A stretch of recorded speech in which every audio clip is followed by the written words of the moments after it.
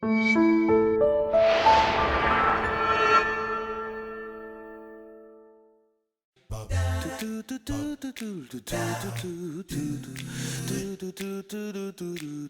everyone, welcome back. I'm Captain Logan. And I'm Eric. And today it's time for a whole bunch of how we felt about. Eric and I are going to do a bunch of solo stuff, a little bit of requests together, but mostly a bunch of back and forth rapid fire of movies that we watched. Only one brand new movie today from the movie theater, a movie that I saw on a whim with Brandon that I had no intention of going to, but I went to anyway, Eric. It's Skyscraper, starring Dwayne "The Rock" Johnson, and I still feel like that's a really generic title.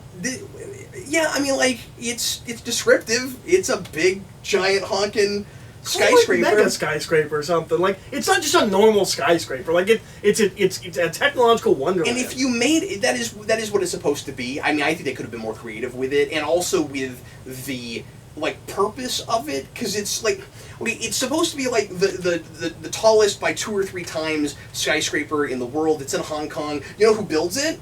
It's Mr. Lau. Mr. Lau builds it. Of course he does. The guy from Dark Knight, yeah. And I played a little bit against type because you kind of, minor spoilers, you kind of expect him to maybe go bad, and he doesn't really. He's just really eccentric, this guy. But it feels like almost, and I just have this on the brain, so maybe this is an obvious comparison, but I was thinking of it while I was watching the movie. It's almost like a Jurassic Park kind of thing, where it's like you never thought you'd see this, like it's this technological marvel. And I'm like, okay, but like, to what end? It just sort of seems like a thing that we built because we could build it.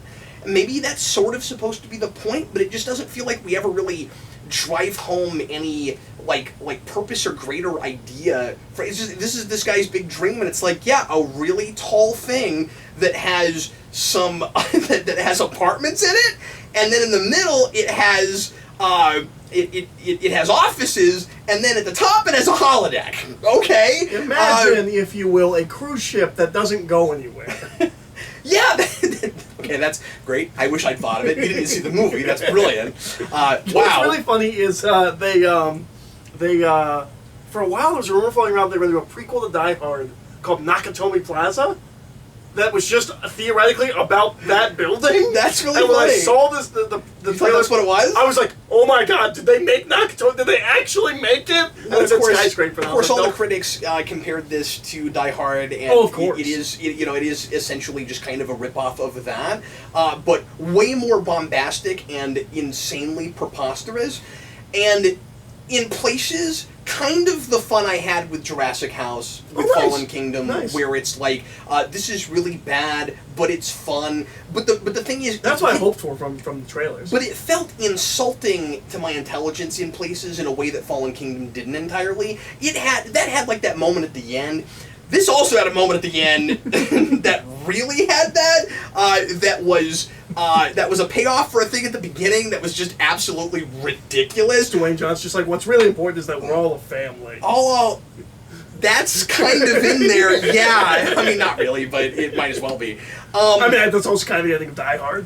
Yeah, there's it's walking that line really hard with the family thing, now that you say that, where like it's trying to subvert expectations, but ultimately it does kind of exactly what you would expect, where it's like, you think, again, minor spoilers, you think the wife's gonna get kidnapped, but then she doesn't, but then the kid does, so, you know, you kind of like that's not real unexpected, you know. But anyway, it's toward the beginning, and I don't want to completely give away the ridiculous payoff at the end, but there's this thing. So he used to be Dwayne Johnson used to be like a SWAT team guy, and he got his leg blown off in an incident that we see in a flashback at the beginning, and so he's not able to do that job anymore, of course. So now he's like a major, for lack of a better term, like IT kind of guy, and he's one of these guys that seems to be just good at everything, right? Like he does computer, he's Donatello and Leonardo, right? Mm-hmm. And he he does machines, but he's also like kind of super physical, major badass, yeah. Right? And so he's the guy that ends up getting brought in as a by a favor from a friend of his to scope out the tower and make sure that it's safe enough for the insurance to sign off on it. And that's how he gets involved with this tower. So he and his family go to Hong Kong, and they're the first people that get to stay in one of the rooms at the bottom of the big giant tower. And of course, terrorists attack it. And I say they're terrorists. It's someone who's after a kind of ridiculous MacGuffin device. And what's more ridiculous than the MacGuffin device is where they put the MacGuffin device, because I don't buy that any insurance place would sign off on where that is and how dangerous and how video gamey dangerous it is to get to. We're talking like whirling propeller blades around this thing to get to it. It's great. But anyway, so that's kind of the setup for the whole thing. Toward the beginning, he's talking to his wife. Why they build it like this? Whoever wrote this episode's an idiot. I turned to Brandon and said that. Like, whoever wrote this episode should die! But anyway, so, that's a Galaxy Quest reference. So anyway, toward the beginning, I'll just set up the thing that they pay off later, because you can just imagine how silly it is. The wife is like, they have this, like, kind of ongoing joke where it seems like they've been doing this a lot, where her phone doesn't do what she wants it to. It's not working right, and he does like the typical like, did you turn it off and on again joke, like, did you unplug it, you know that thing, and she either never thinks to do that or just waits for him to say it because she thinks it's cute or something. They don't not have chemistry, but it's a weird relationship. Oh, and she's played by Diggle's wife from Arrow. That's who that is. It took me half the movie to figure it out, but I'm like, I know her from... That's Diggle's wife from Arrow, is Dwayne Johnson's wife in this movie. And then at the end, her remembering the turning off and on the phone again thing is kind of what saves the day. Yeah! And I was like, wow, alright. That show amongst the IT crowd, that's literally how they answer the phone. They're at the IT department, they go, IT department, did you try turning it off and on? That's awesome! Wow, that's efficient. That's really efficient. Right? Dwayne Johnson does 15 impossible things in this movie, and it's the kind of thing where I don't know if it's really supposed to be as bombastic and ridiculous as it ends up being. It's a little bit. You don't know if they know that of that question mark. I think in the action scenes they do, but I think in the dramatic stuff they want us to think the movie is more serious than it. It's just, when you watch Die Hard, like, yeah, he probably does like impossible things with like movie physics, but Dwayne Johnson's doing cartoon things. Mm-hmm. He climbs 150 stories in like 2.5 minutes over scaffolding, and it's hilarious. And that seems like real time. Like, it doesn't seem like any time like we cut or anything. It's just, he was here and he climbed and now he's there. And I don't know how he did it that fast and how he's not tired. And also, he did it with a prosthetic leg. Like, a lot of the things that he does that are impossible in this are made even funnier because he's got a prosthetic leg, which in at least one place saves his life. Of course, we have to do that, right? Well, that's in the trailer that made me not want to see the movie. Oh, really? I don't remember what was in the trailer. If the scene is that he's falling and his leg unhinges, then he grabs his leg. They do that. Yes, that's in the trailer because the first trailer ends with it just going click, and you're like, oh no, what's going to happen? Trailer 2, they show you the rest of that scene, in case you were wondering about that cliffhanger. Sort of like with Jurassic House and the raptor, where it's like, oh, is it going to eat him? It's going to eat him, and then the next trailer it backs up, nope, it's not going to eat him. Do they forget that he has a prosthetic leg? Like, are there points where you're like, how's he doing this with a prosthetic leg? Not really. Okay. I mean, I guess that's something I would expect from this movie. I guess that kind of works, but it was also the least of my worries, right? Sure. Like, there's some of the impossible leaps he makes, and then there is... I don't care if he has a prosthetic leg or not, I don't think you make that jump. And I'm not mostly talking about logic leaps. He's I'm talking about body strength, right? Actual leaps. Oh, but logic? There's... Anyway, but there's this, There's this insane scene where they do the typical, like we have a makeshift plank and you have to walk over it. Mm-hmm. It was just completely impossible to believe, especially with, like, the fire underneath them as they're walking across it. And she does it with a kid on her back, and, like, that... if he moved 1 inch to the left. And Brandon just kept looking at me and going, no, no, no. And then stuff with helicopters, that was amazing. And, like, the action, there's a lot of fun to be had, but you have to completely turn your brain off. Yeah, it's about what I expected, to be honest with you, except maybe a little bit more preposterous and bombastic. I want to go see the Meg, and I'm kind of hoping the Meg's like that. Because that first trailer, I was like, that looks like nothing. That second trailer, I was like, that looks like dumb, silly fun. It does. And this is dumb, silly fun, except it's not as clever about it as I wish it was. So that's kind of my review for that. I mentioned this, although I don't know if I said what movie it was. I mentioned this at the beginning of the omnibus tonight, but I'll mention it again. This was the movie that I saw the night my wife went into labor. That when Brandon and I came back, we had like 2 minutes before Sarah had to go into labor. So that's amusing. Having to think back to that night, where I ended up staying up for almost 48 hours straight. And then when you came home, we watched Parenthood. We did, which we're going to talk about later on the on He-Man Go Watch. Yeah. Just the perfect day to watch that movie. Sure. Look forward to that. So anyway, I don't have my sign. I'll go grab it real quick. Oh, I forgot the signs for how we felt about, but I'm gonna go with, it's not a hard red, but it is red. But Would you ever watch this movie again? I might watch it with people. I think this is Sarah would probably like it, right? Maybe. I think it's a hard rental. Sure. You know, even though it's a big action movie, I don't think it's a thing that you really need to see on the big screen. Red box it, absolutely, yeah. Sure. Eric, let's next talk a little bit about Grave of the Fireflies. Sure. And some of these I forgot to write down who gave them to us on request. Let me look that up real quick, Eric. Sure. Because that's going to be important. Why don't we go ahead and start getting into it, though, shall we? Grave of the Fireflies is sadness porn. Oh man, he just came right out and said that, folks. He really did. Grave of the Fireflies. You heard it here that first, takes place folks. during World War II in Japan. It is not Nagasaki. We thought that at the beginning. No. Well, I predicted that. I was like, oh, we are in like Hiroshima or Nagasaki. Yeah. Like this is gonna go, because all I knew about this movie in the lead up was, this is a sad movie. Like, everyone cries at the end of this movie. And so, when it starts... Like This Is Us, except a totally different When it starts in World War II Michael Japan... McAllister. Thanks, Michael. When it starts in World War II Japan, I was like, oh, this is secretly like Hiroshima kind of a thing. I like the I Love You Ever So... You Never So Remember Me. Which movie starred Robert Pattinson, which just seems like a not great, like, not romantic comedy, but like romantic drama. And then it's 9/11, and he was in a building on 9/11, he dies. Wow. It becomes one of the best comedies I've ever seen in my life, just out of nowhere ending. Where you're like, this is like not that great. Oh, it's 9/11? I thought that was what this was going to be, but not funny. Where like it was like, oh, it's Hiroshima. Yeah. And it's not, but it's toward the end of the war. And it's bombs dropping on a city. Yeah. It felt kind of.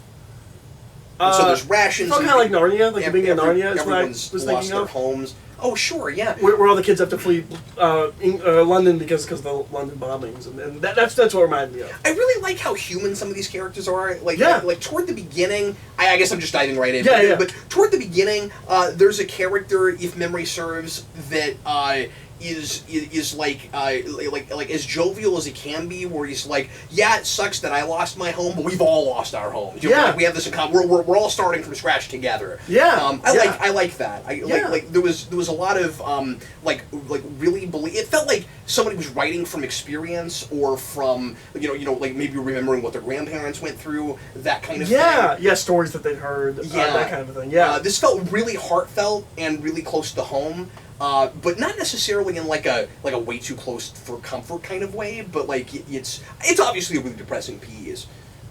Which makes me feel like a monster, because I didn't love this movie because the crux of the tragedy of this film, I think, is 100% avoidable. I feel like characters make decisions. Yeah, I agree with that. And then stand and then put their feet in the ground and say, I can't change my decision. I'm like, but you totally can. You can totally let this person not die. And there are consequences for it, but the movie's on their side. Yeah, that's the thing is, I feel like this needs an ending of like, if I hadn't been so stubborn, if I hadn't been so proud. Selfish. Yeah. And it never gets there. And so like, I didn't dislike this movie, but like, I had a hard time with that, where I just kept being like, why don't you just go back? Why don't you just go back? Yeah, the whole movie is a journey with with a guy and his younger sister, who their father is off at war and their mother dies really painful death toward the beginning because of the bombs that dropped. And they're basically just trying to survive the whole movie. And I like movies like this where there's a grander threat that's in the background. I mean, obviously this is historical fiction. It's a real thing that happened, but where there's a grander threat in the background, but it's a character piece where we're just following a couple of people who were affected by it. Yeah. And they are they're trying to figure out where they're going to eat and where they're going to sleep, and we follow them through all the major things they go through. And they find this older lady who puts them up, and she's kind of a harpy. She's really mean to them. And like doesn't seem to be at the beginning, but I was really suspicious of her, and then it turns out we're right. Yeah. And she's kind of taking advantage of them, but spinning it so that everything is their fault. And there's a point in the film that and they're children, and she keeps being like, well, you're not even working, you're not even contributing. Yeah, exactly. He's like maybe 17, 18. I'm not sure if he's that old. I think he was like maybe 14, 15. I got the sense he was that. I mean, like, okay. he seemed drawn to be that old, but I could be wrong about it. It seemed like he was like really close, or maybe, I mean, I guess maybe he wouldn't be that old because he probably would go to war if he was that old. But it seemed like, so you're probably right. It's probably more like 15 or 16. But it seems like he's hoping to fight in the war. Yeah, because and I think because of his dad. Yeah.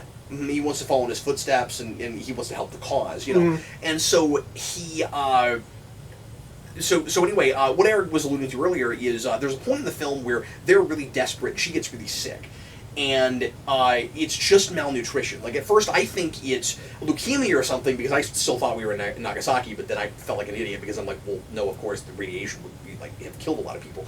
They leave this horrible woman, start living in like a cave. Yeah. And they don't want to deal with her anymore because she's awful, and she basically runs them off. But there's a point where he has an opportunity to. I mean, it's suggested to him by someone that maybe he should go back and just suck up to that woman so that they can survive, and he doesn't do it.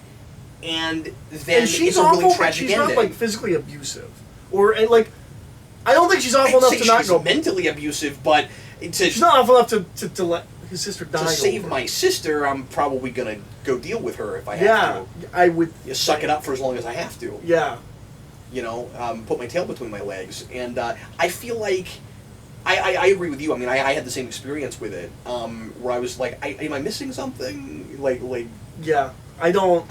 I will go with not feeling it, which is controversial because it has a 96% on Rotten Tomatoes. But that's not enough to make me turn it red. Okay. I'm not just doing that because other critics loved it. No, the box says masterpiece. I won't go as far as masterpiece. I won't go that far. I felt for these characters all the way until that happened. That is the last 15 minutes of the movie. I felt like it was the back half. No, I think there's more movie before that. Okay, it feels like more movie to me. Then. I could be wrong. But I don't know. I think I was. I think I was maybe just appreciating the plight and the artistry of it a little bit more than you were. All the way through. Like it is beautifully animated. It's gorgeous, beautifully drawn, beautifully animated. The score is riveting. It's a brilliant score. Mm-hmm. That was a lot of what I liked about it. And I mean, I haven't seen a lot of these Ghibli things, so it's possible that if I had more of a palette. Well, they're usually not this depressing. Okay. They are more fun, whimsical children's films. This was definitely not a children's film. No. A little dark and violent for kids, I would say. Well, is it though? It's not like we see anybody like there's not less cursing. We don't really see violence. It's almost like Charlotte's Web turned up to like 11, right? That's a great way to put it. I don't know if it's inappropriate.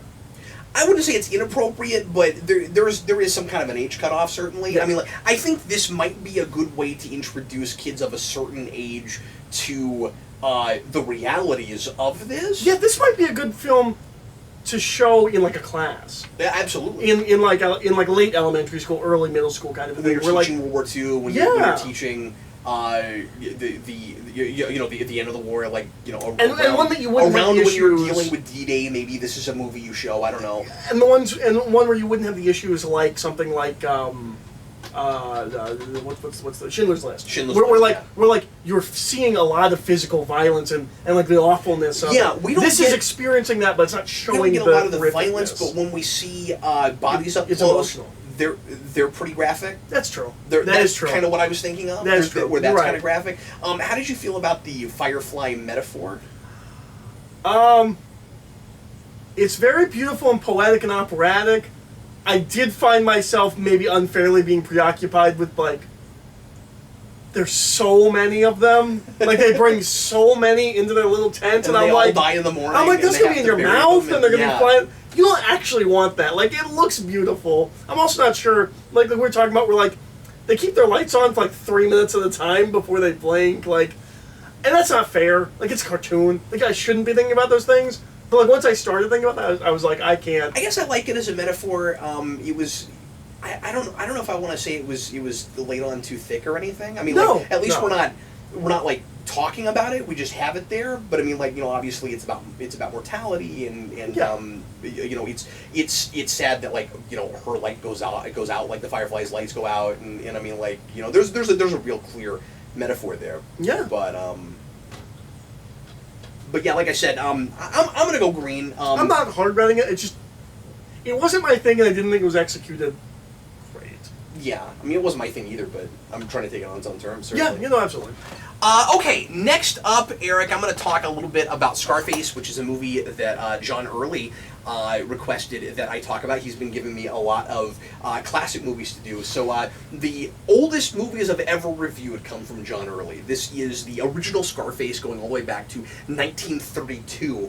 And once again, I don't know if I've ever reviewed a movie this old, or maybe it's tied with something, but this goes back, quite a ways. Mm-hmm. And I've never seen the remake of Scarface, so it feels kind of weird talking about this, because that's also a classic. That's the film everyone knows, though. I think a whole lot of people Yeah. have seen, yeah. But that's the thing, is that like that's the one a lot of people would know, and then it's probably weird that I'm going back to the original, but I actually haven't seen that one, because, like, that's the one everybody knows. And probably a lot of people don't know that Scarface is a remake.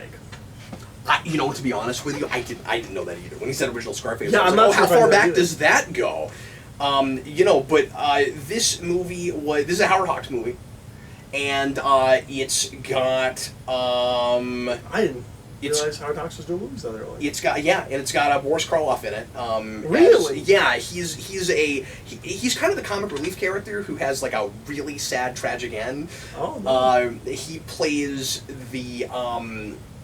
Scarface's valet, his secretary, and he's kind of a dumb guy who doesn't know what to do, like, answering phones and stuff. And they get comedy mileage out of that. And like I said, at the end, because obviously Scarface is taking advantage of people, and everybody's a means to an end, and the way he dies is awful. And I love it when you turn a thing like that on its head, where you're not expecting that because you've been laughing at this guy the whole time, and then that's one of the saddest scenes in the movie. It's great.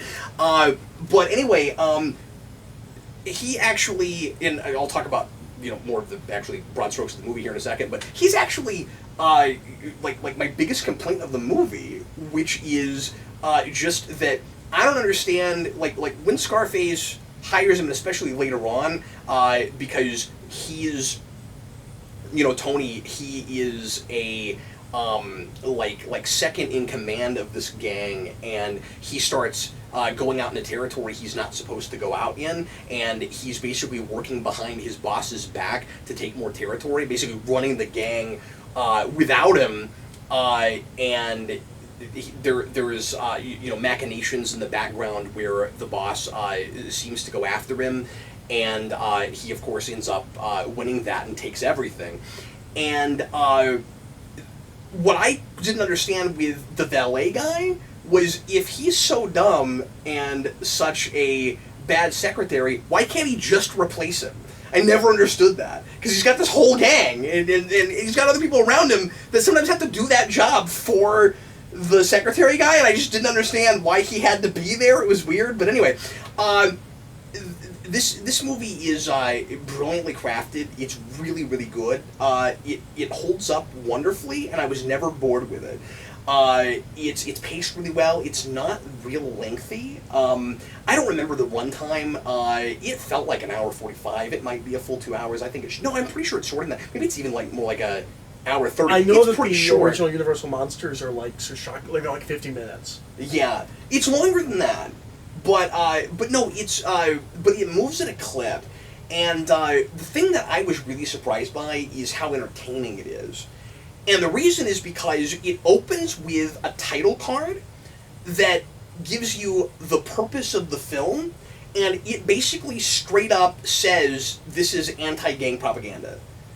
Like that, maybe propaganda is not the right word, but... It is but inspired by alcohol, right? It is, yeah. And it even says that. It's like, this is loosely based on real events. I don't think it says loosely, but it's based on real events. Obviously, all these names have been changed. So it's not real people. I'm pretty sure it's fantasy people that are based on real people. I didn't look into that, but I'm pretty sure that's right. And anyway, it's but I guess rather than propaganda, public service message is the better way to put it. Because it basically comes out and says the purpose of this film is to convince the government that more needs to be done in legislation to get rid of the gangs. I wonder if it's while Al Capone was still in power. 33. I think so, and it's very anti. It's very anti-gun, and it's very anti. Prohibition, and this is right at the end of Prohibition, when it comes out. So it's really interesting. I think it comes out the year Prohibition ends, but as it's being made, they wouldn't have known that it was about to end. Okay, then it has to be after Al Capone's caught, because Al Capone's whole racket was alcohol. Yeah, I just wasn't sure when he was caught. Yeah, I don't know either, but it has to be before Prohibition, because that's what he's doing. I don't want to pretend like I know that much, but this is not my field. Yeah. I'm very out of my depths on that. I don't know dates at all. I just watched a movie, and here's my thoughts on it with just the information I have at my disposal right now. But anyway, I thought it was really intriguing that this was a movie with a message spelled out before the movie even starts, and it's so watchable. Because with that purpose, taking the thing on its own terms, you might not have fun watching it, but it can kind of at that point get away with just being a preachy movie telling the government what to do, right? Like, it's basically saying that, like, this is the purpose. The purpose is not entertainment. The purpose is not to be a character piece. Yeah, but it is all of that. Propaganda masquerading as entertainment is maybe a little bit more palatable when it opens the film by saying this is propaganda. Isn't that interesting? Yeah. But then, it is more artistic than that, and it's more fun than that. Almost like they're selling themselves too short. They're selling themselves too short. Absolutely. I mean, it is a work of art, and almost says, "Look, we're not a work of art. Like, don't expect that. That's not what this is." And then it totally is, which is really interesting. But like Scarface is a sympathetic character in that, I mean, from the very beginning, he's an awful person, but you understand how he got there. He has basically already lost his humanity before the story starts, and a lot of the point of the movie seems to be this gang culture and prohibition are not conducive to the better parts of the human condition. That you're going to ruin people and make them less than human if you allow these things to continue. That human beings thrive with order, like freedom, but with order. Not what we have with this gangland culture. And that's kind of encapsulated with his relationship with his sister, who is throughout the film kind of seduced by his money more than the life, I guess, and is turning more and more into him. Although I kind of felt like that was a little bit too easy by the end. Like, we didn't really see enough of that happening. I guess that's kind of a criticism I would lob at it. But at the beginning, she's out, like, dating guys and stuff, and he's super overprotective and controlling and doesn't want her to date any guys at all. And if she dates a guy, he's gonna murder the guy. And of course, he kills anyone that gets in his way. I mean, it's Scarface. It's that gangland culture, and surprisingly violent for the period. Yeah, I mean, this was before a lot of censorship was put in place. That's true. And so that's a lot of why it holds up. Yeah, that's a lot of why it holds up as well as it does. And I would really suggest you go watch it. Yeah, because I think you'd enjoy it a lot. But one of the opening scenes is him, telling her, like, you're not going to date any guys. Here's what you aren't allowed to do. And then he proceeds to give her money to go shopping, and she takes it. And the maid or whoever she was, I didn't get a good sense of who this woman was, in the house, tells her that she needs to be careful to take money from him because he's going to always hold that over her head, and he's forcing her to be a part of that life, and you know where that money came from, and you shouldn't spend it. And she, of course, does it anyway. And by the end, she's roped into this, and I mean, this is an insanely old movie, so I'll just give some things away, I guess. But she continues to do things behind his back, of course, and he ends up murdering her boyfriend, and that's the one crime that finally the police are able to pin on him. And the movie ends in a big giant shootout. And in the moment, as the shootout is happening, she starts off like really, really angry and hating him, and then she has this kind of like psychotic break in the moment where it's like us versus them, and it's like you're seeing just in a moment this like really twisted, messed up culture turning her into something that she's not, and it's really sad. I would have liked to have seen that happen more gradually, but then, because I don't know if I bought that, but it was very creepy and dramatic also. Well, the remake is like 8 hours long, so you might get to see that if you watch remake. Pan out over time, yeah. A lot of the gang politics and stuff, it happened very much in the background, and it's efficient, but it might have been interesting to see more of it. It is a character piece, so it's not exactly about that stuff as much. Mm-hmm. Like that's just sort of there. So whenever we want to show his advancement in taking out gangs in this gang war and building himself up as king of the mountain, we just get a montage of like guns firing, and now this is where he is. There's like guns firing, and then this is where he is. That's a lot of the, but like I said, there is quite a bit of violence. There's a car chase. The production values are really, really good. But interesting. I'll have to check that out. But anyway, absolute classic, really brilliant film. I recommend anybody see it. I also recommend it without having seen it, just based on Cap synopsis. It sure sounds good, doesn't it? Yeah, Eric's imagining it as he goes. That's how good I want to think I am at synopsis. That like you can imagine it to the point where you might as well not even see it now. No, I'm not. And in fact, you are a way better synopsis-sisser Me? Than I. Yeah. Oh, okay. Yeah, most certainly. All right, Eric. Let's talk now together, shall we, about a movie that was recommended to us by Lone Wolf Jedi called Hero with Jet Li. This is a movie that came out. You know what's funny is I always forget what we've watched, and so like I was waiting on what movie did we watch? Like Hero, I'm like, oh yeah, we did watch that. I thought about making like a PowerPoint slideshow and putting these things up on the big screen so that you. So I know what's coming. Yeah, we just have a clock up there right now so we can see how long we've been talking. But I almost did that this time. I should do that. I think it's fun. I think it's fun to like. Just my mind just goes blank. You switch gears really good. I'm like, what are we going to talk? Oh yes. But sometimes you'll do that, and I'm like, oh no, am I not giving you enough of a heads? Like I worry about it. Where I'm like, I'm keeping him in the dark. Anyway, so Hero was a movie that comes out in what, 2002? Yes. Because we get like 2 years after it comes out. Okay, but that's the date on the box. So I think 2002 is when it releases. I think 2004 is when it comes when we get it. Because Quentin Tarantino lobbied hard to get this movie in American theaters. His name's on the box. He lent his name to it because that was one of the only ways that he would get it, that we would release it. Whereas he was like, look, you can put my name on it. Like this just should be in theaters. And right before, what was that other really popular Japanese film with people. Crouching Tiger, wires. right? Crouching Tiger, yeah. I think it's right after Crouching Tiger. Is it? Yeah, because right we talked around about there somewhere. because this comes out after Hulk, and that's the movie Ang Lee does right. after Crouching Tiger. So yeah, that's right. This also kind of gets in there against Crouching Tiger. This is a really heightened and stylized, as you might imagine, Japanese martial arts picture.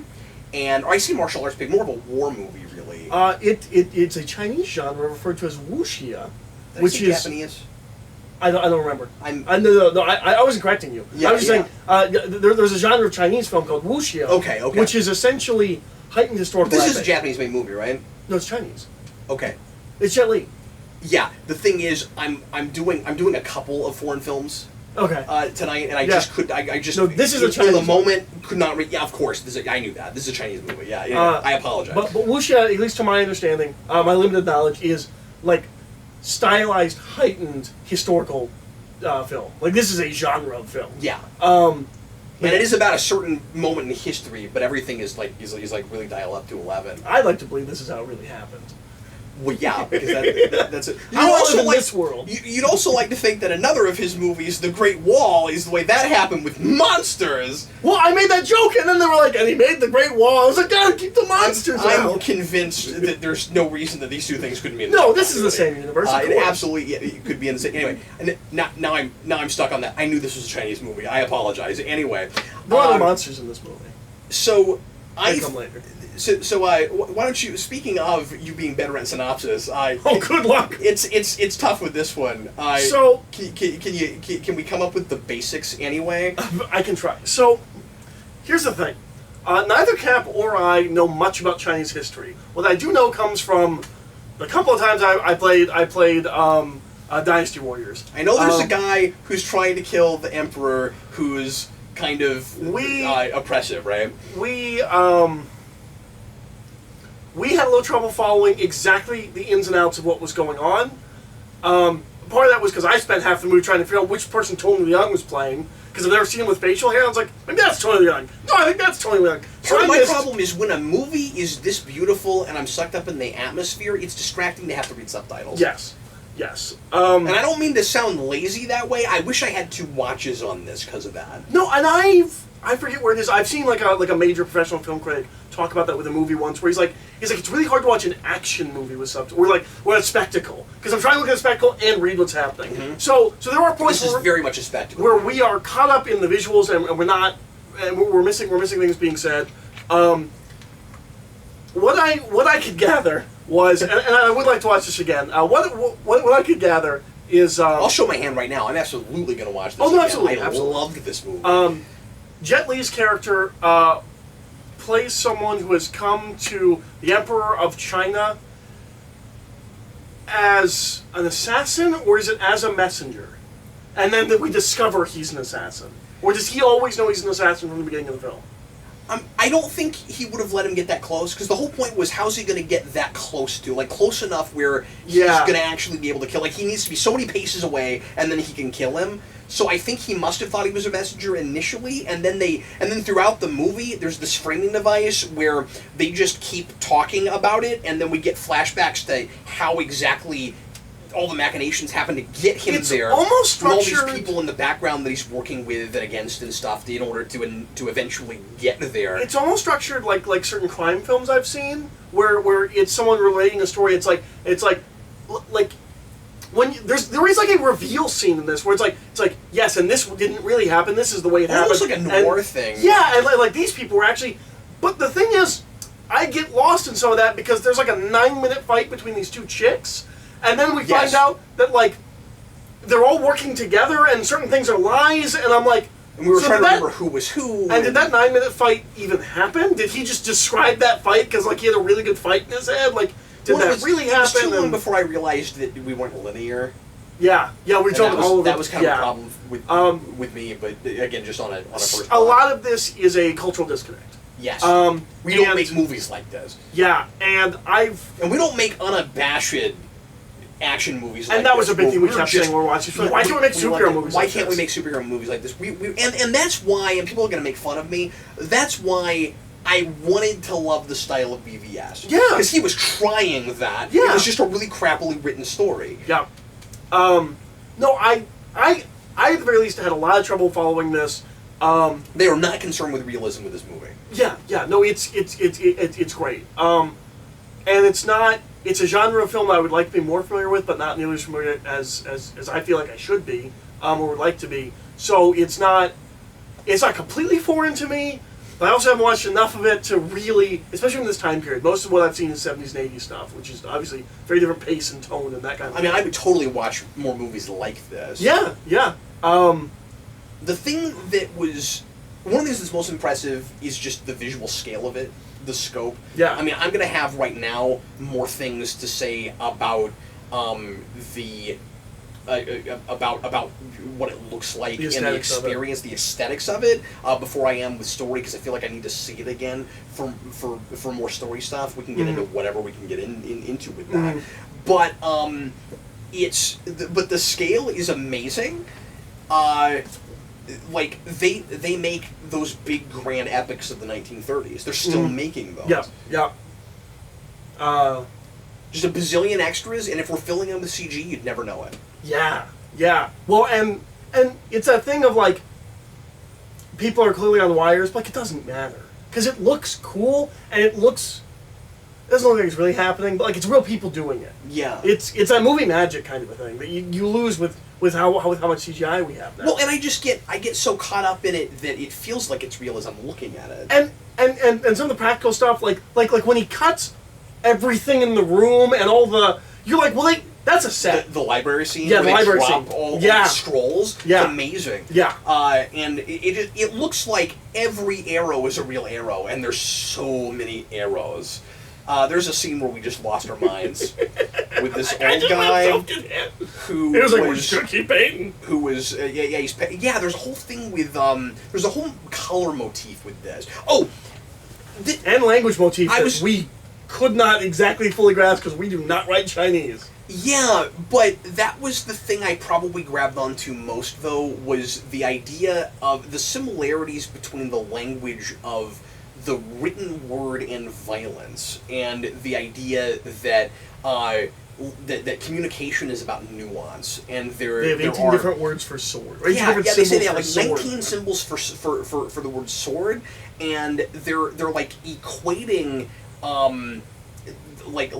like I said, language with violence. Like here's all these these different things that you can understand about a person if only you knew like how they wield a sword, and then we translate that to the physical character, to the written character, and so they're able to like understand things about a person because of the way they wield a sword that's inside of that character. That was all really fascinating. Yeah. I always like stuff like that. It's one of the reasons I like pre Christian church history, is that it feels foreign, it feels alien, it feels like an alien culture. Like everything pre the church, like when you go back to Rome and Greece and Egypt, all that's really fascinating because it functions like a completely different way than what we understand at all. And this kind of felt like that a little bit. Well, I'm like, this could be an alien epic. Like, that's true from my own perspective. But I think what resonates about it is that they're getting to an inherent truth about people. Yeah. We just wouldn't think to express it that way. Mm-hmm. Which is part of the. I mean, that's the choreography and stuff too. Is like, well, we wouldn't express it this stylistically in this. Well, it makes you appreciate that culture hanging on to its traditions the way it does. Mm-hmm. Yeah, because I mean, I'm sure a lot of these are things that are like plays. Like it feels like their movies are evolution of some of their theater. But also just they haven't let their language degenerate. Like they've hung on to, or maybe to some degree they have. I don't know. Or this is commentary on them letting their. Sure. Yeah. Where just they have those complexities and the nuance of language, and it's an art and it's poetic, and it again gives you an inherent understanding about human beings. Yeah. I liked that stuff a lot. And then and obviously there's a major art motif with that connected to the painting and the colors of the houses, which I never fully understood what the colors signified. Like, there's obviously a red blood thing, really obviously, but then there's also a green thing when we go to the greenhouse, and yeah, I guess there's a nature thing. not a with greenhouse, but like the house is literally green. Yeah, but like maybe was there supposed to be a nature thing with that? I'm not sure. I don't know. Well, and again, that could be historical. Where like everyone knows that this house was the colors red and this house color. Like that could just be historically accurate. Right? Yeah, exactly. I mean, I figured there was probably a cultural disconnect where there are things I simply can't read with this movie that I can't analyze because I don't know enough, and it's not for me, and that's not really a dig at the movie. No. That I mean, you can't write something being like, all right, now would everyone in the world understand if you watch this? a World War II epic, it's not going to explain to you why the Nazis were bad. Yeah. Necessarily. Yeah. It's not going to explain. Indiana Jones doesn't stop and explain why the bad guys. It's not going to explain to you what exactly Pearl Harbor was. We're just going to go there. You know? Yeah, or we'll just mention it. Yeah. And we assume you know what it is. We know what that is. Yeah. How often do we do McCarthyism without talking about what we mean by the witch hunt of McCarthyism? Yeah, that's true. Yeah, exactly. We all know what we're talking about. Yeah. So I'm gonna go with feeling it. I liked it a lot. I really would like to get into a lot more movies like this. It's just. Once again, so far out of my wheelhouse. I mean, like, yeah. I hope we're not too disinterested when we talk about movies like this. I just don't know enough about this kind of thing, so I really appreciate the exposure to it. At some point, I want to sit down with you, watch the 36th Chamber of Shaolin, and see what you think of that, because that's a really big kung fu movie that I've seen that is just structured really interestingly. And speaking of that, next time we do He Made Me Watch, we're talking about doing kind of a kung fu double feature thing, so look forward to that. Yeah. A really odd, I don't want to say what it is yet, but we're going to do a thing with that. Yeah. It's a movie and then kind of a parody of that same movie. Eric, still a few things left to do, and it's mostly stuff I watched by myself.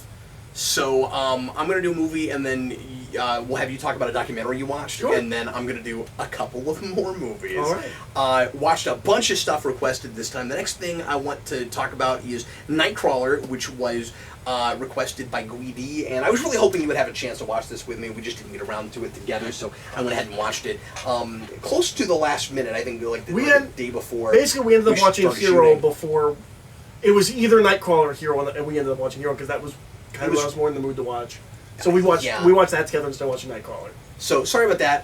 Nightcrawler is absolutely a movie that you need to see. And sure. Is a thing that I want to say that came out the same year as Whiplash. Weren't those the two like big like intense movies everybody was talking about in 2014? I feel like Nightcrawler was one of those movies that like came to like 2 theaters in December and then wide released in January. Is that what it was? So I don't actually know when it came out. Maybe Whiplash was also like that. I think Whiplash might have also been. I'm not sure. I'm surprised that that's already 4 years old, because I remember when it came out, everybody telling me I should see it, and then I just didn't get to it. Time really got away from me. Kids have graduated high school now since this movie came out. I said a long time ago, I can't for life remember the name of it, but with a thriller that he was in with Hugh Jackman, that Jake Gyllenhaal doesn't pick bad projects. Mm-hmm. And I've not seen every Jake Gyllenhaal movie, so that is probably not an accurate statement. You did not? Did you see Prince of Persia? Was he in that? Oh, he's the lead. He is the Prince of Persia. Right. He doesn't pick a lot of bad projects. I also didn't see it. Maybe it's secretly great. But if it was, people would be touting it up as the best superhero movie ever, or the best people do throw video it game movie. Do they? I want to say I see people throwing it. Not that it's great, but like the bar is so low. The bar is so low. Yeah. Well, you and I are gonna advocate forever until we get a better one. That award goes to Tomb Raider. Yeah. Which I mean, until Tomb Raider, I was always like, and people don't like it, but we loved it. I think my ranking is Tomb Raider, Mortal Kombat, Rampage. I don't even like Rampage that much. That's really funny. Anyway, well, yeah, but look at the other video game movies. Nightcrawler is absolutely everything everybody said it was. As an experience, I have reservations about the ending, but it's another one of those things, and I don't mean to cop out when I say this, but I need another watch with it, and it's one of those things where I wonder if, once again, I might have that Fight Club thing where after I see it again, I'll have a better understanding of, not that there's like a big reveal or anything, but like I might have you know this is what we're building a to. better understanding of why we're building to what we're building, the way we're doing that, and why. Because first time around, it feels a little to me like the story ends before the story's over. Like it was I don't want to say it's just ramping up because I'm riveted all the way through. It is an absolute brilliant thriller, and it gives me the kind of feeling that the most intense psychological thrillers that I've seen that I really like anyway have given me, where I'm really caught up in the psychology of a character that I kind of know nothing about, and I love that feeling. So like I don't even want to dog on it for the fact that I don't completely understand where this guy came from. It kind of works in a Joker sort of way, like he's just this really mysterious. He's just the main character? This is the main character. He's a really mysterious kind of detached guy who is clearly morally ambiguous, but you don't know through the entire movie where his ledge is. You don't know how far he'll go, and you always kind of expect that he's... And I also need to see it again because I'm not totally sure if he does something really super violent in the opening scene. I just need to see it again. Because I thought I was looking at a guy who was clearly a killer all the way through. And then it's so long before I even have any sense of whether or not he would or is doing violence that I couldn't even remember what exactly happens in that opening scene. Because it's just messing with my head so much. And it's great for that. So the basic premise is, and I had never heard these people call this before, but the idea of the Nightcrawler, the incredible Nightcrawler, the Nightcrawler is a guy, you're a person, whatever, who goes out at night and is shooting catastrophic events for the news. They shoot. Did you know the premise of this movie? Like I didn't even know what this movie was about. I knew it was about a photographer, like somebody who like took pictures or something like that, or videotape things. Or yeah. He goes. I thought it was a voyeur thing. Yeah, he goes and he videotapes. And it's like the origin of his doing this in the first place. So at the beginning of the movie, he's kind of trying to con people into work. Like he's really good at, he's really analytical and he's really logical and he's super cold and again detached and emotionless, which is where problems for people come with this guy. And he's willing to do anything he needs to make a buck. And he ends up falling into the Nightcrawler life, where he's listening to a police scanner, and he'll find out that there's been a car crash, or there's like a house on fire, or whatever it is, and somebody is dying or somebody has died, and the idea is to beat the competition there, and even get as close as you can as beating the cops there, so that you can get as close to things as you can and film them.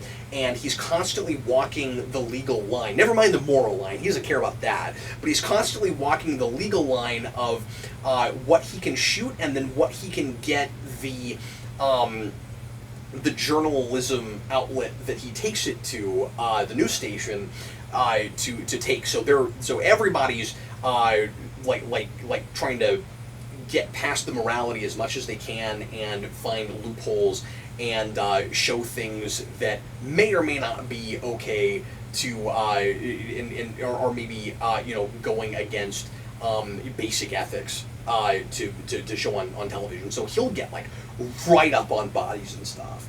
And a lot of the lines he crosses are like really, of course, messed up, and especially toward the end, there's a place where he I don't know how much of this I want to give away.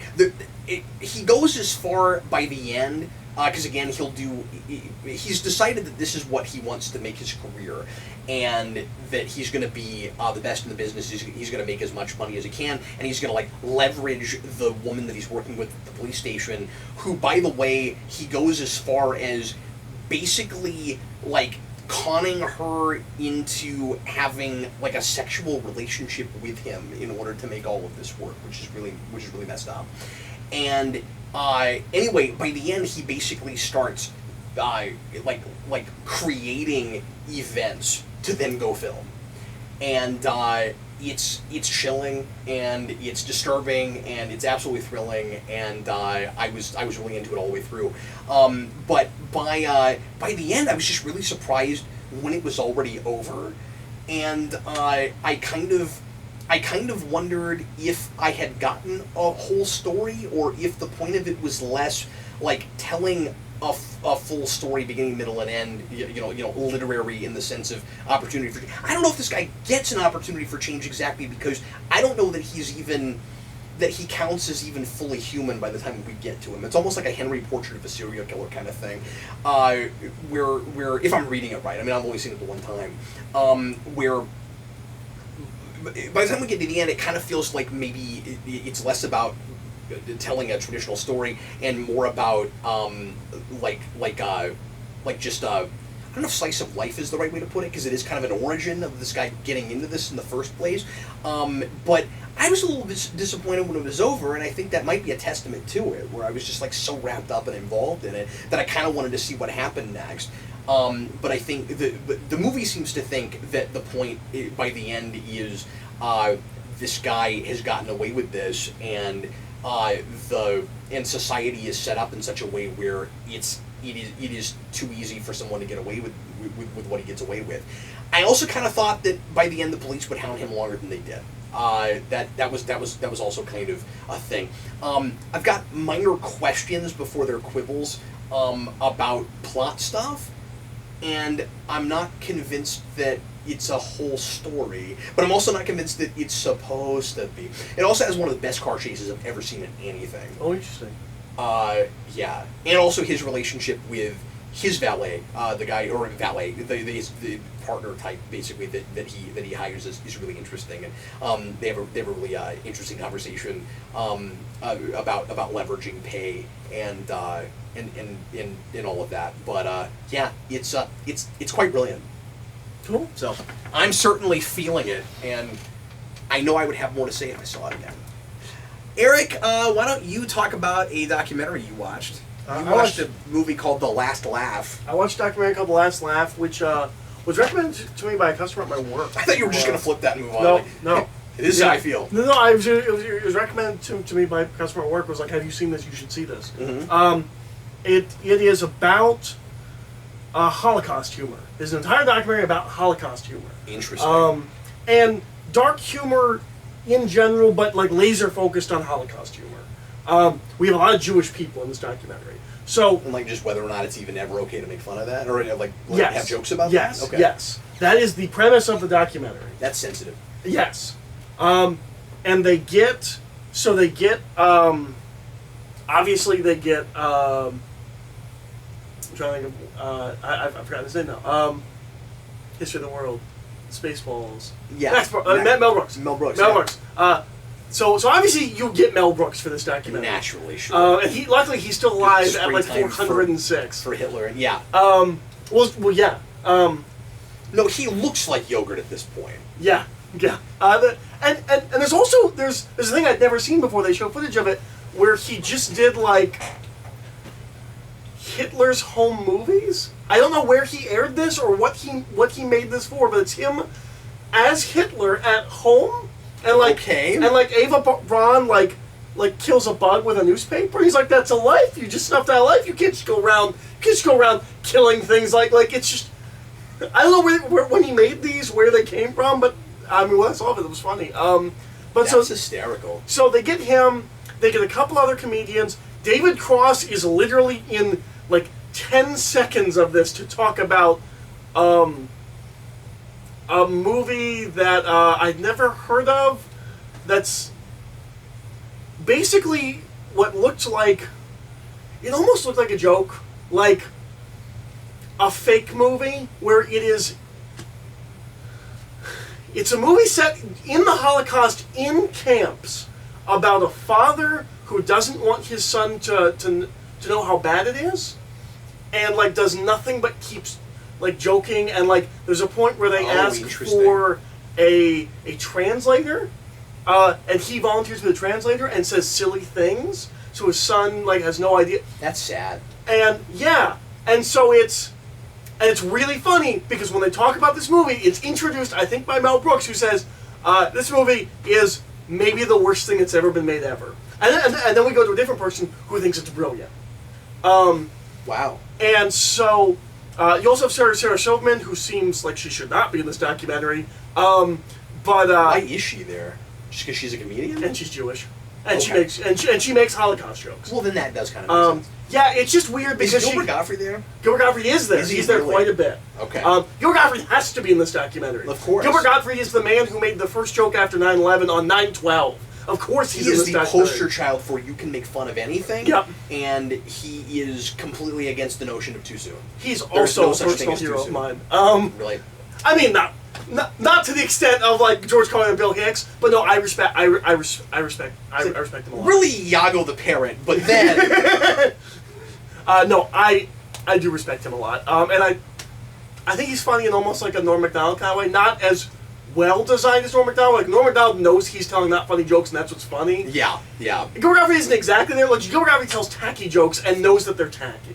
Like I don't know if you've ever heard the joke. It has a lot more of a persona. Than Norm Macdonald does. Yeah, I think Norm Macdonald's just Norm Macdonald. He's kind of just yeah. But no, like if you've ever heard that joke he did tell on 9/12, it's a really dumb like dad joke. It is. Yeah, no, I have heard that. But so anyways, so we interview a bunch of comedians and people like that. We also follow a woman who is a Holocaust survivor and specifically in a camp. And so we follow her and her daughter, and she's hilarious.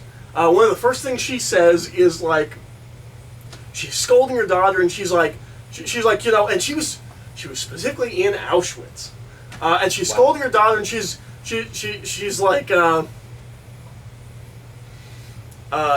was cleaner than this in Auschwitz, like complaining about something her daughter did, and she makes a lot of Holocaust jokes, and I was like, that's really interesting, and then we follow her to a dinner with other Holocaust survivors.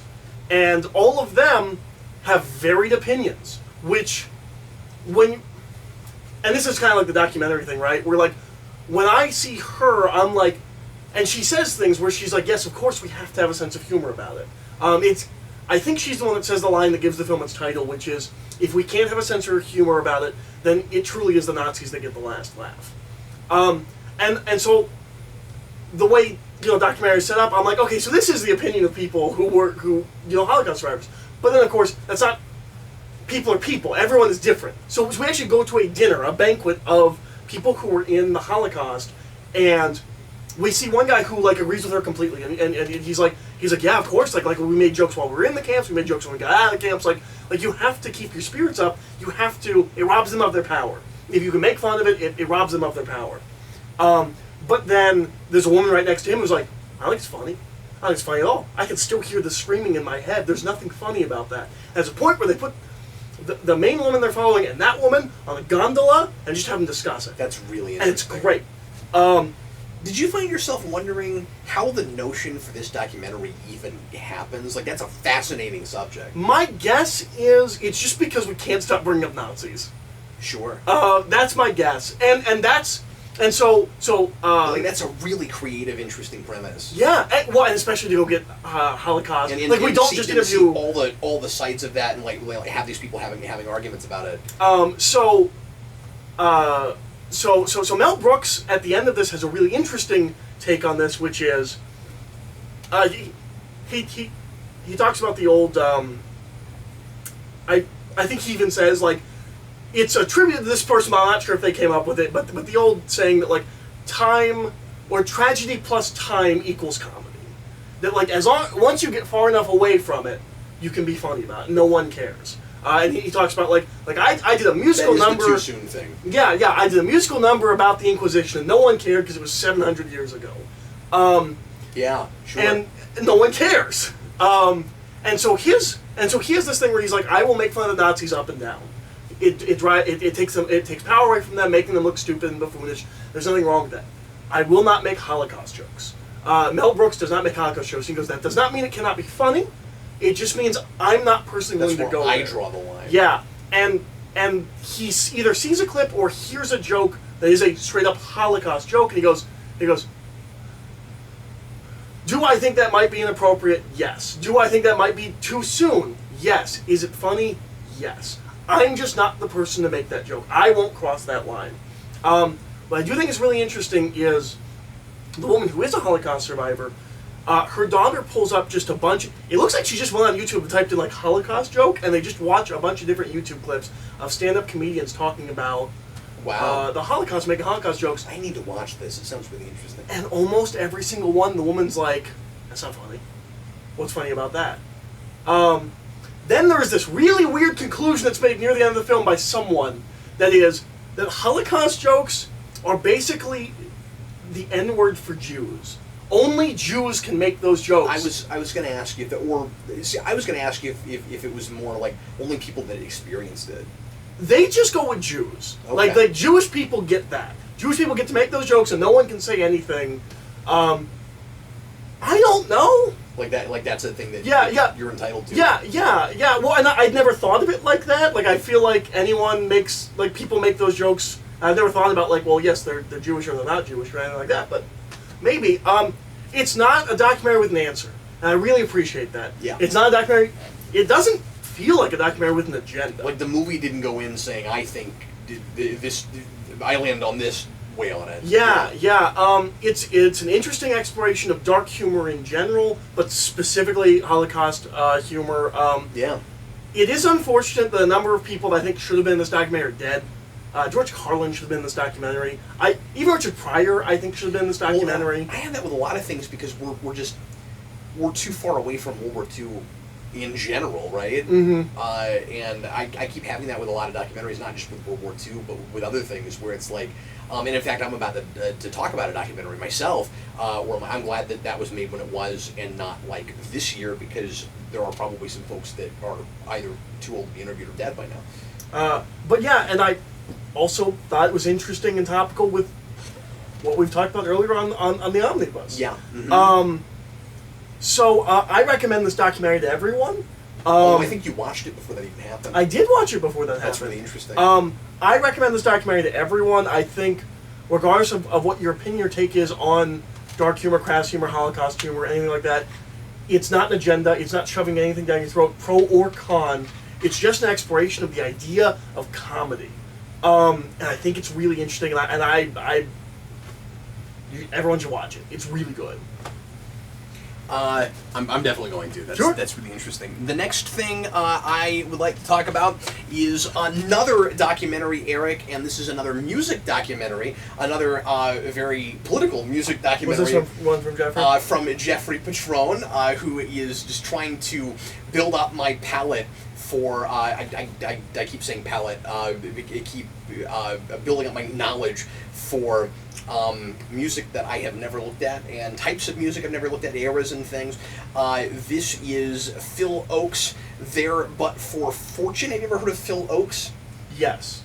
And that's the beginning and ending of what I know about Phil Ochs. Awesome. I have heard of Phil Ochs. So Phil Ochs, I only had... feeling it from my movie. And this is... Sorry. No, I totally forgot. This is, I'm sure, the main reason that Jeffrey brought me this. By the way, Jeffrey was here at the house a few months ago, and we went to the They Might Be Giants concert together, and he brought me this. And there is a Team BG song from the first album, from the Pink album, called The Day, and Phil Ochs is referenced in that song. And that was the beginning and end of my knowledge of Phil Ochs before I watched this documentary. He was part of the folk music movement that happened in the late 60s and the 70s that was going on around the civil rights movement, and that Bob Dylan was very much a part of. And in fact, Phil Ochs and Bob Dylan were friends and knew each other, and their relationship, talked about here, is one of the most interesting things in it. Phil Ochs is a fascinating personality, from what I'm gathering from this documentary. I guess I'll talk a little bit about who he is and his life and what I got from this, and then I'll talk about how the movie, what the movie itself is like, how it's structured. But he is the kind of the opposite of Bob Dylan, and Bob Dylan didn't like this about him. Like they got along, but Bob Dylan didn't like his music, and thought that his music was not art and that it was kind of nonsense, and gave him a lot of crap for it. And Bob Dylan is portrayed in this as a really narcissistic figure. and thought a lot of himself, really highly of him. And I think that's part of the reason that they clashed the way they did. Like, they got along really well for a while, but then they kind of had a falling out over it. And then later, they do, like, a benefit together, and I guess they start to get along again. But anyway, Phil Ochs had the same thing Bob Dylan did in being, if not narcissistic, just, like, really... like a little arrogant, and thought highly of himself, and wanted to be the next big thing in music.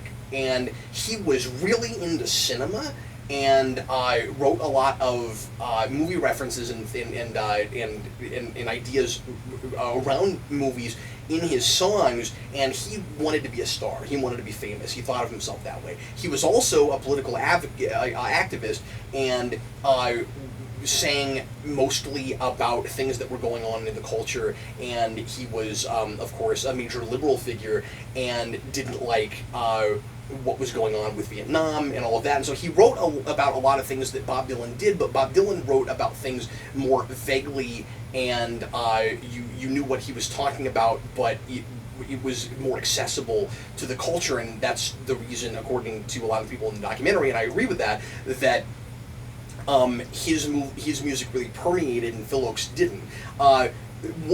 One of the people interviewed, I forget who, says that Phil Ochs was never more popular than Phil Ochs possibly could have been, because his music just wasn't accessible. It was too to a broad audience.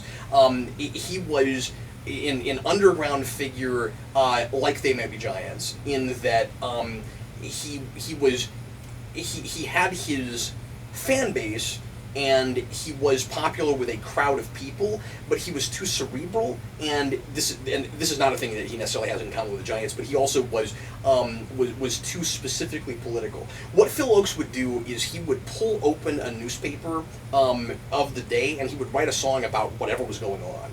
And is he one of these guys who, like, a lot of people were inspired by him, or influenced by him? I would assume so. The documentary doesn't really talk too much about that. It talks a lot more about the kind of flash in the pan that his career and his life was, because he commits suicide in '76. He's only 30-something when he did 20-something, 30-something when he dies, and because that sounds like pulling open the newspaper and just talking about whatever's there. That sounds like a thing that would be influenced on like the early punk rock movement and things like that. Sure, yeah.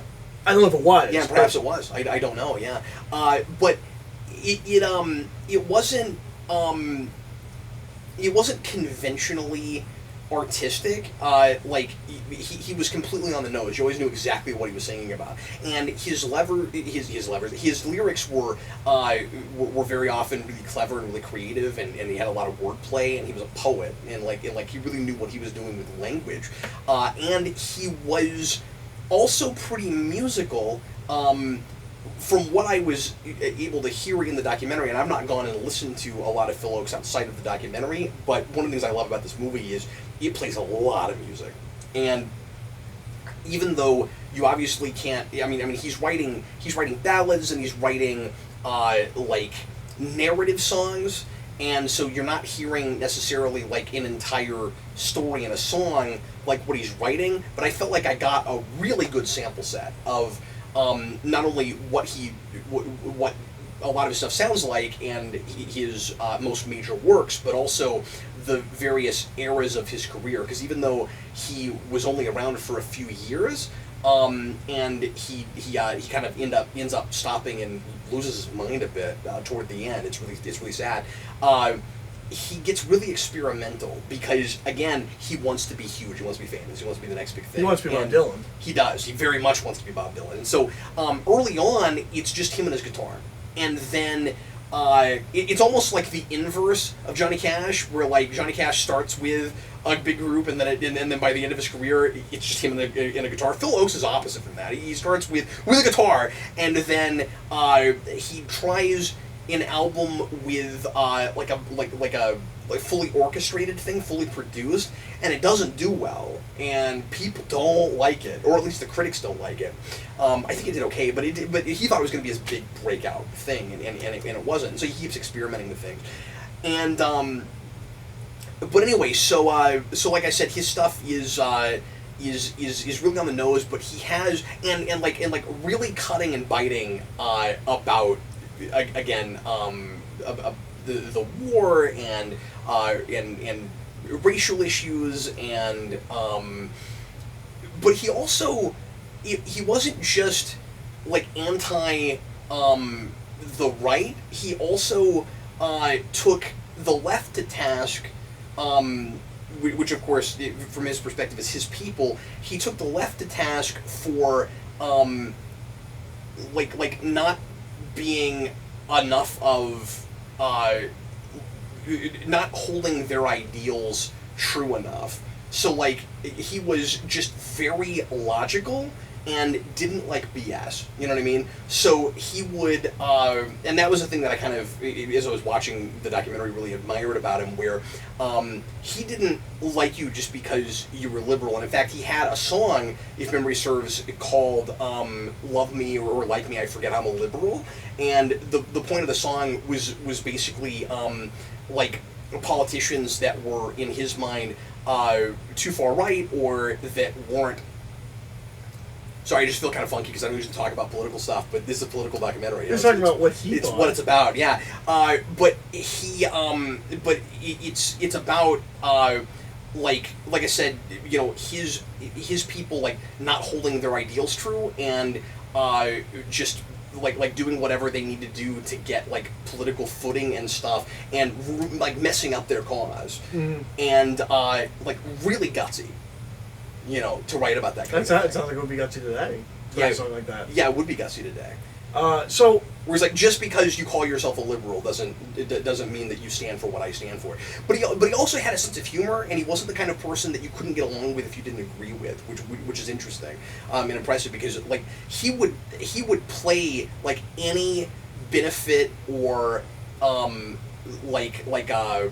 demonstration or anything that was a cause that he believed in, no matter how small it was. He'd play anything, and he showed up to all kinds of stuff. That's cool. And but like you didn't have to agree with him down the line. And he talked about people who is he still alive? Oh no, you say no, he died in '76. Yeah, but well, I guess I should say people who knew him talk about how he wasn't the kind of person who couldn't get along with you if you agreed on 99% of things, but there's that one thing. Like he wasn't like that, and that's really cool. But by the end, this is really interesting. The Vietnam War ends, and he feels like he's gotten the big thing that he wanted, and then he doesn't know what to do with himself, and he loses his mind. Oh, so he gets famous. No, he wanted the Vietnam War to end. Oh, okay. And at the point that happens, he feels like he kind of doesn't like have anything to fight for anymore. Which there still is stuff, you know, like I thought that was really interesting, and he gets to a place, and also he just didn't get the fame he wanted, right? And so he gets to a place where he starts like creating another persona and turns into like a really jerk-faced mean person. He's like the complete opposite of what he used to be, and he like starts calling himself by a different name and stuff, and he seems to really kind of lose it. And then with certain people, he'll have these moments of lucidity where he's back to himself again, but for the most part, he's not him, and then he hangs himself. Wow. Yeah. Okay. So it's really super depressing. So the big question I have... And also he had a big alcohol problem. How did you feel about his music? I didn't... It's not a thing I would just listen to. Mm-hmm. Yeah, I wasn't super impressed with it. And even like, there's somebody, there's a critic on the box that says something about this came from Huffington Post. For those unfamiliar with Ochs and his music, the sheer beauty of his voice can be shocking. I didn't have that. I didn't have that. I thought he was a decent singer, but I was more impressed with the man than I was with his music, and like it is certainly a super niche thing. And he was really naive to think that he was going to become super famous. Interesting. With it, and it's one of those things where I don't know, I feel like if I had gone to a show of his, I would have maybe gotten a little bit bored. I feel like, and again, I haven't just sat down and listened to him just through this documentary. Mm-hmm. This is a really comprehensive documentary, and like I said, it plays a lot of music. But as it's going, I found myself thinking like, I don't know, I think I can handle maybe about 20 minutes of this guy. Kind of felt about it, but Jeffrey opened for somebody you're there to see. That's right, exactly. Yeah, I think he probably did open for quite a few people, but yeah, Jeffrey, thanks so much for bringing this to me. I really appreciate it, and I'm learning a lot about the music scene from Jeffrey. So thanks a lot, buddy. Last thing I want to talk about is a movie called The Good, the Bad, and the Weird. This is a Korean film. Oh, I had to try to watch it, and I totally spaced on it. Yeah, that's unfortunate. Oh, I totally forgot. I'm sorry. You'll have to watch this. Yeah. No, I will definitely. So I'm not going to give away too much because I don't want Eric to know too much about this movie. But and this is a thing that is a little bit more about the action than it is about story and plot. Mm-hmm. But it's a Korean movie that was made in 2008. And this was recommended to us by Neil McCallum. This is Neil's pick this time. Neil this time picked a thing that is. It's funny because it has the word weird in the title, but it's not the weirdest thing he's given us. And I don't even think it is that weird. It's just that... It's a Sounds Weird Society? No, but nothing I've ever seen is as weird as Society. But, like, the Washingtonians gets close. But, so, like with Good, the Bad, and the Ugly, as far as I understand it, because I've never actually seen that movie, but this is sort of a spoof of that, I guess. It's a Western that is all about a treasure hunt. There's a map that a bunch of different factions of things are after, and it's supposed to be a big treasure that was buried during I can't remember exactly when. If it was like during a Japanese occupation of Manchuria. It's around Manchuria, and I'm trying to remember exactly. This was another subtitled film it's been a few days since I've watched this now. But anyway, but there's this treasure map from like eons ago, right? And all these people are after it, and it's a very there's no honor among thieves kind of movie. And like with Good, Bad, and the Ugly, you have three main characters that are each representative of those ideas. So one's the good guy. He's a bounty hunter, so he's not that good, but he's the good guy. And then you have the bad guy, who is like really, really evil. And then you have the weird, who is this guy that you're never really sure where exactly he lands.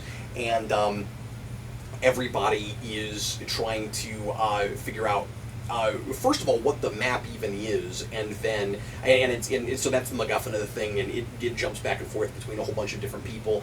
And it's another super stylized movie with great production values, just like the Chinese film that we talked about.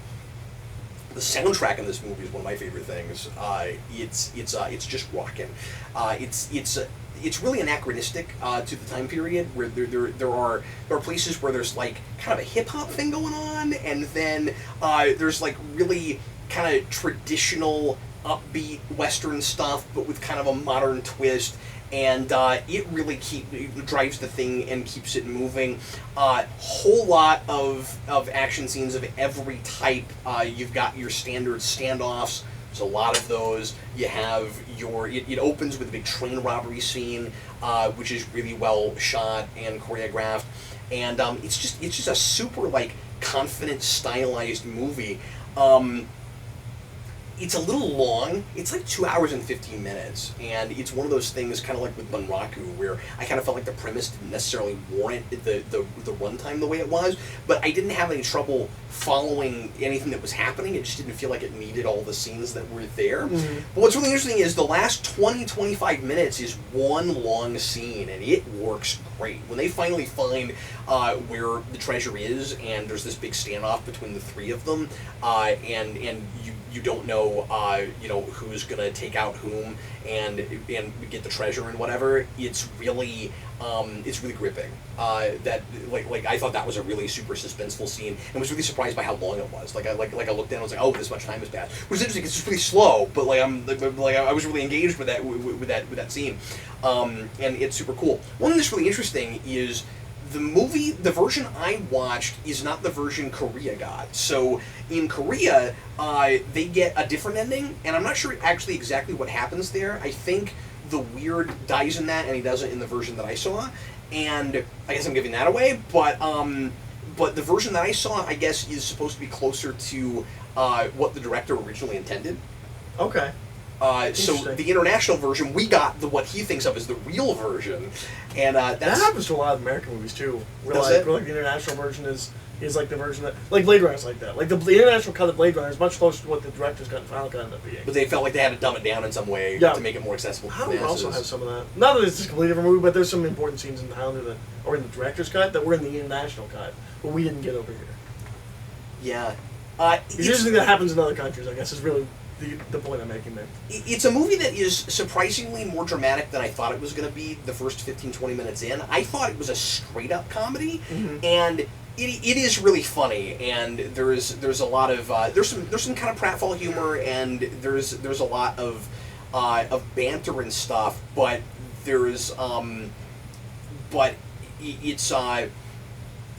it's also like surprisingly idea driven. There's a lot of stuff, of course, about mortality, and there's a whole speech that I liked a lot about how people. And I guess this is maybe kind of the driving idea of the whole movie. The idea that people tend to act like they're going to live forever, even though they know they're going to die at some point. And you have a lot of people who just aren't that careful, in this movie, and I like that idea a lot. And the politics behind it are really interesting. So the curtain gets peeled back, and it ends up being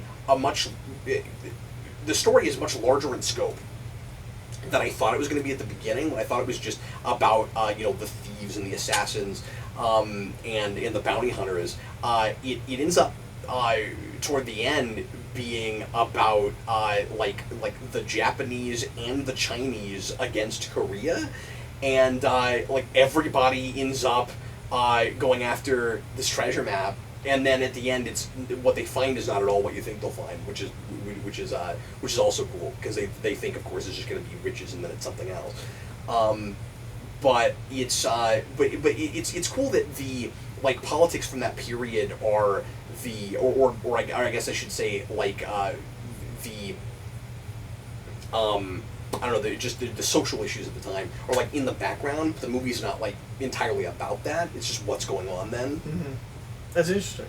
So anyway, so I'm feeling it on both of those, and I think that is going to be it for us with how we felt about it. Eric, we just reviewed 9 movies. So pretty good.